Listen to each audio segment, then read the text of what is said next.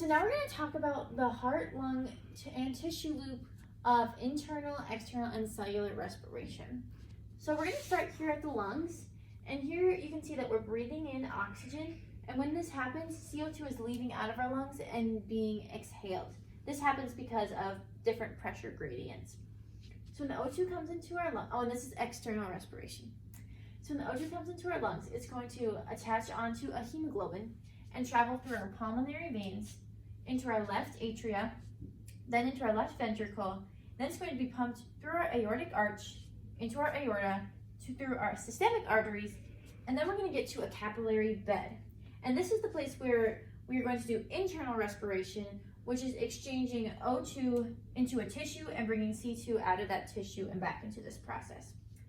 When we do internal respiration, we also do cellular respiration right after.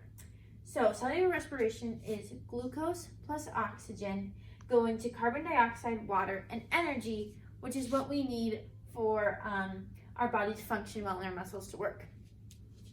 So now that we have this CO2 in our blood, it's deoxygenated, and we're going to go through the veins into the superior or inferior vena cava, into the right atria, to the right ventricle, and then we're going to go up back into the lungs again.